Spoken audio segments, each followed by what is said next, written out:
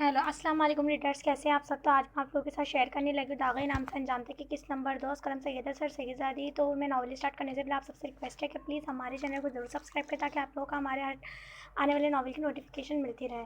अगर किसी को वॉइस ओवर में नहीं सुनना तो वो आवाज़ म्यूट करके खुद से भी रीड कर सकता है। मैं नॉवल के एपिसोड स्टार्ट करने से पहले अगैन आप लोगों को बोल रही हूँ कि प्लीज़ हमारे चैनल को ज़रूर सब्सक्राइब करें।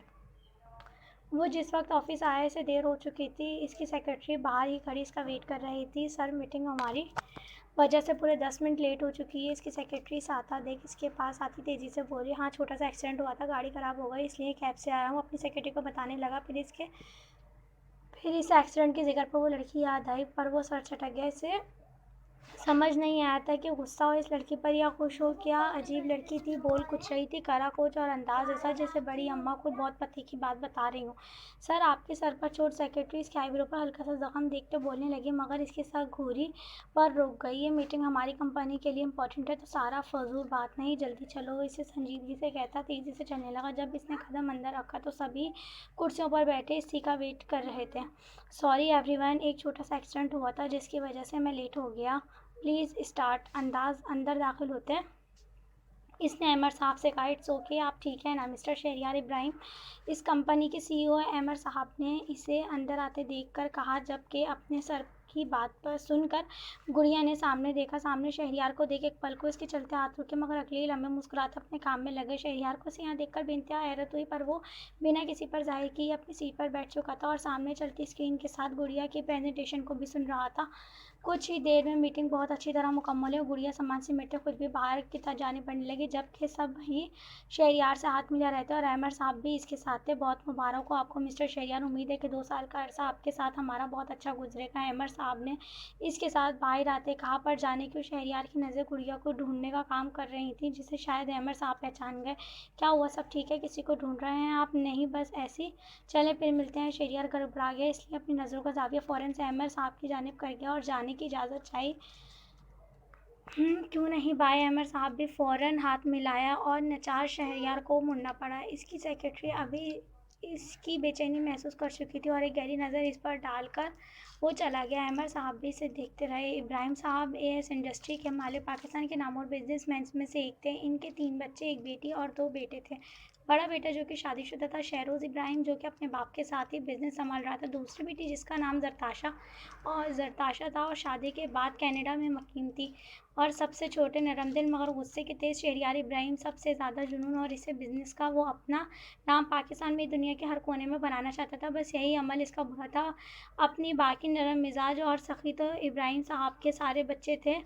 दौलत ने भी इन्हें में गरूर न डाला था। शहरियार अपनी पढ़ाई के बाद से ही अपने बिज़नेस को अलग से इस्टेब्लिश कर रहा था। इसने अलहदा अपना बिज़नेस शुरू किया और दिन रात की मेहनत के बाद वो अपने बाप की तरह अपना नाम पाकिस्तान में बनवा चुका था। अब वो अपना बिज़नेस पाकिस्तान से बाहर भी करना चाहता था, जिसके लिए वो बहुत मेहनत कर रहा था। पर आज सुबह के हादसे ने इसे एक अलग ही बेचैनी दी थी, जो समझने से वो कासिर था।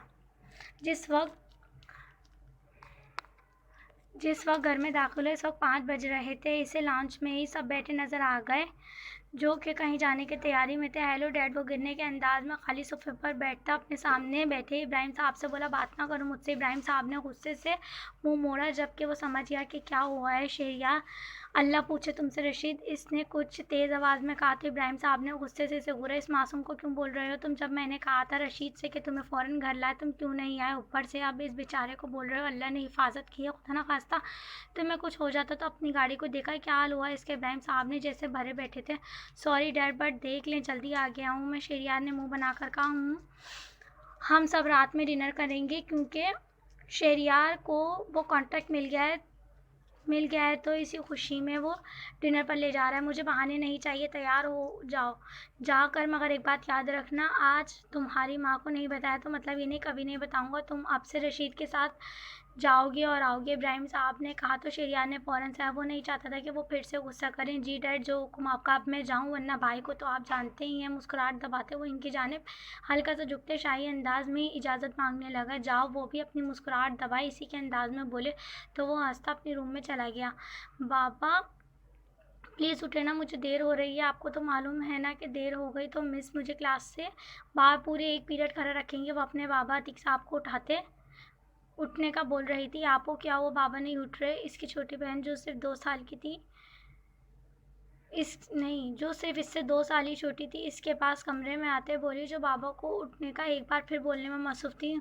हाँ, तुम एक काम करो, भाई को उठा लो, मैं ज़रा बाबा को मुन्नी का बता दूँ। वो इसी अंदाज में जल्दी से एक बार फिर अपने बाबा को उठाने लगी, जो अब की बार उठ ही गए। क्या हुआ? अतीक साहब ने उठने के बाद सुस्ती से पूछा, बाबा मेरा आज इम्पोर्टेंट टेस्ट है, तो आप मुन्नी को 1 बजे तक अपने पास रखिएगा, ओके? बाकी मैं आकर संभाल लूँगी। और अनाबिया भाई के साथ स्कूल जा रहे हैं। वो इन्हें छोटी सी फूल जैसी बच्ची थमाते बोली, ठीक है, मैं अपने साथ इसे ले जाऊंगा दुकान, तुम इसे आते वक्त वहीं से ले लेना। अतीक साहब ने बताते हैं माथा चूमा, ठीक है बाबा, मैंने नाश्ता किचन में रख दिया है और इसकी फीडर तैयार करके वहीं रखी है। अभी तो मैं इसे पिला दी, अब अगर वो रोए तो इसे पिला दीजिएगा। वो जल्दी से अपने स्कार्फ चेहरे की गिर्द लिपेटते अतीक साहब को बताने लगे, ठीक है, अल्लाह के अमान।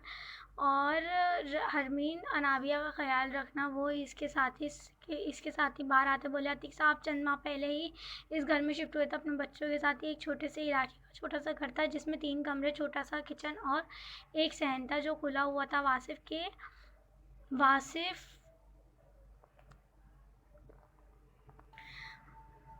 वासिफ की उम्र 20 साल थी और इसकी छोटी बहन अरमीन, जिस की उम्र इस वक्त 16 साल थी और 8 क्लास की तालिब इल्म थी। इससे छोटी अनाबिया जो इस वक्त 14 साल की थी और 6 क्लास में थी, जबकि सबसे छोटी अमृत जो अभी मुश्किल से ही चंद माह की थी। सारा घर अरमीन ने संभाला हुआ था और साथ साथ पढ़ाई भी जारी थी। यहाँ शिफ्ट होने के बाद अतीक साहब ने एक गवर्नमेंट स्कूल में इन दोनों का एडमिशन करवा दिया था और ख़ुद एक किराने की दुकान पर काम करने लगे थे। अरमीन अतीक साहब की बात सुनकर जल्दी से सर हाँ में हिलाते बाहर निकली, जहाँ इसका भाई वासिफ बाइक लिए खड़ा था और अनाबिया पहले ही पीछे बैठ चुकी थी। जिस वक्त वो क्लास में दाखिल हुई, क्लास में चंद लड़कियां ही थीं। वो जाकर एक खाली सीट पर बैठ गई। वो ज़्यादा बात किसी से नहीं करती थी। इसके सारे क्लास में बस 2 ही दोस्ती थी जो आज शायद अब तक नहीं आई थी।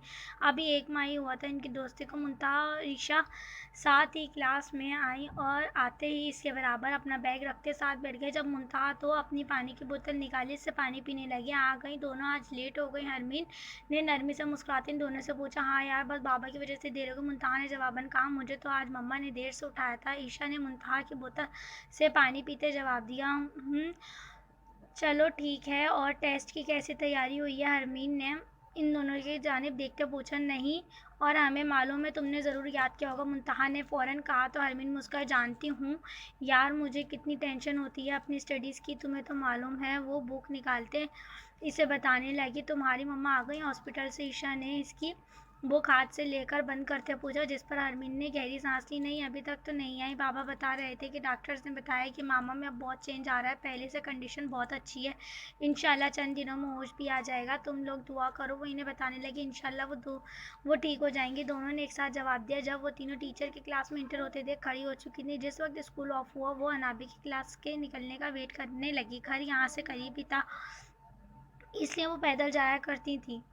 आपो प्लीज़ मुझे घर जाते ही खाना दे देना, मुझे बहुत भूख लगी। अनाबिया की बात सुनकर हरमीन ने सर हिलाया। बाबा की दुकान की तरफ से चलना अनाबिया को दूसरी जानिब मुड़ता देख हरमीन ने कहा, तो अनाबिया सर हिलाते इसके साथ चलने लगी। अभी वो चल ही रही थी कि इसे ऐसा महसूस हुआ जैसे इसे कोई बहुत देर से देख रहा है। अपने कंधे से बैग सही करते इसने आसपास देखा, मगर कोई नहीं था। वो सर झटक कर जल्दी कदम आगे बढ़ाने लगी। इसे कोई सरोकार नहीं था, कौन देख रहा है कौन नहीं। वो ऐसी ही थी, लापरवाह सी, अपने बहन भाइयों को लेकर बहुत पॉजेसिव थी। हिफाजत तो करनी ही थी और ख्याल भी एक माँ की तरह ही रखती थी। वो अपने साथ ही अमरीश को अतीक साहब की दुकान से लेकर अपने साथ ही आ गई और जल्दी से चेंज करके इसने ट्राउज़र से और शर्ट पहन ली और कमज़ोर सी थी, पतली दुबली सी, जबकि इसके मुकाबले में अनाबिया इससे बड़ी लगती थी, कद में भी और हेल्थ में भी। चंद दिन इसी तरह से मसरूफ़ियत में गुजरे और आज वो तीनों ब्रेक टाइम में बैठी बातें कर रही थी। हरमीन तुम्हें एक बात बताओ? मुंतहा ने एक्साइटेड होकर हरमीन से पूछा। हाँ बताओ यार, इसने अपना लंच खाते इश्ताक से पूछा।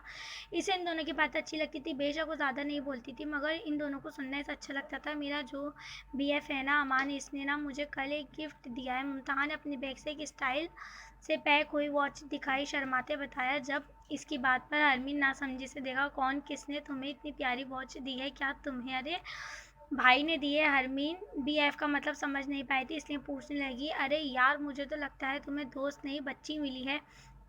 तुम इतनी भी बच्ची नहीं हो यार जो बीएफ ना समझो पागल। मैं जिससे प्यार करती हूँ ना इस लड़के ने मुझे दिया। मुनतहा ने जैसे इसकी बात पर मातम किया। उफ यार, प्यार व्यार इस उम्र में नहीं होता, और बाकी तुम तो इतनी छोटी हो। इसने जवाबन कहा तो ईशा भी हंस पड़ी। क्या तुम्हारा कोई बीएफ नहीं? ईशा ने पूछा तो अरमीन ने नफ़ी में से कहा, उफ जब मोहब्बत होगी ना तुम्हें तो मालूम होगा कि मोहब्बत होने के बाद दुनिया कितनी हसीन हो जाती है। यार मोहब्बत का ताल्लुक उम्र से नहीं होता, समझी? ये कभी भी नहीं हो सकती। ईशा ने जैसे अपनी फिलॉसफी बताई। वो सिर्फ सर हिला गई। तुम्हें मालूम है मेरा भी बॉयफ्रेंड है, और तब से है जब मैं 6th क्लास में थी। ईशा ने इसे जैसे एक और धचका दिया। यार तुम दोनों भी क्या चीज़ हो। मुझे तो इस उम्र में पढ़ाई के अलावा कुछ सोचता ही नहीं, क्योंकि मेरा ख्वाब है मैं आर्मी में जाना चाहती हूँ। हरमीन ने अपना लंच खत्म करते इसे बताया, हम देखना तुम्हें भी कभी मोहब्बत हो जाएगी। मुनतहा ने इसे कंधे पर बाजू डालते कहा, दुआ करो मुझे ना ही हो, क्योंकि मैं बहुत अजीब हूँ, बहुत ज़्यादा। हरमीन ने जाने क्यों ये अल्फाज कहे थे वो नहीं जानती थी।